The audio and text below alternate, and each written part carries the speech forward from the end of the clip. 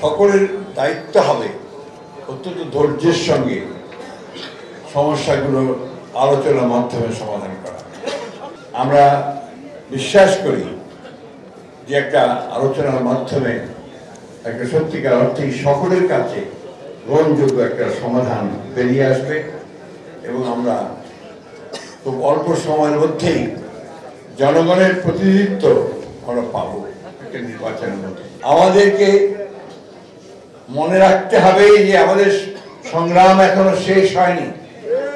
যে কথা আমাদের খান ভাই বলেছেন, আমরা কিন্তু এখনো সেই গণতান্ত্রিক উত্তরণ আমাদের হয়নি।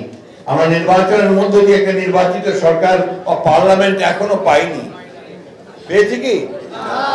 সেই জন্য আমাদেরকে অত্যন্ত সাবধানতার সঙ্গে, দৃঢ়তার সঙ্গে, সচেতনতার সঙ্গে আমাদেরকে কিন্তু কাজ করতে হবে। দলকে আরো সুদৃঢ় করতে হবে, সংগঠনকে আরো শক্তিশালী করতে হবে।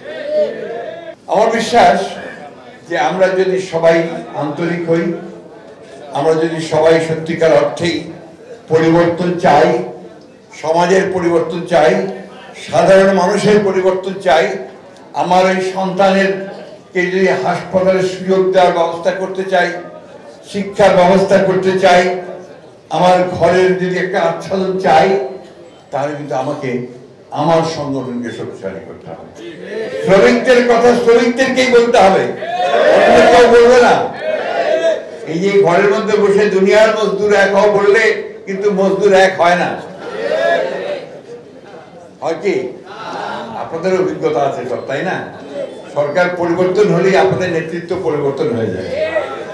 কি ভুল বললাম নাকি?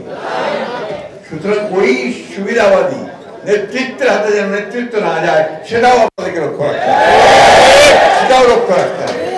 আমি এখানে অনেককে চিনি, সবাইকে চিনি, যারা কিভাবে নির্যাতিত হয়েছে, নিপীড়িত হয়েছে, কিভাবে তাদের মেরে তাদের পা ভেঙে দেওয়া হয়েছে, নখ বের করে নেওয়া হয়েছে। এই জিনিসগুলো আমরা ভুলে যেতে পারি না, কিন্তু ওদের কথা শুনলে মনে হয় যে কোনো অবদানই নেই আমাদের, তাই না? আসুন না, আমরা সবাই একজোট হই, একখানে হই, এক সংগঠনটাকে সেইভাবে অত্যন্ত দৃঢ়ভাবে তৈরি করি, যেন আমরা তাদেরকে সেই বোধ থেকে সরিয়ে দিয়ে আমাদের অধিকারটাকে আমরা প্রতিষ্ঠা করি। নোমান ভাইয়ের আত্মা তখনই শান্তি পাবে যখন নোমান ভাই সেই দূর থেকে দেখতে পাবেন, উপর থেকে দেখতে পাবেন যে শ্রমিকদের অধিকারগুলো প্রতিষ্ঠা হয়েছে। সেটাই হবে তার আত্মার সবচেয়ে বড় শান্তি।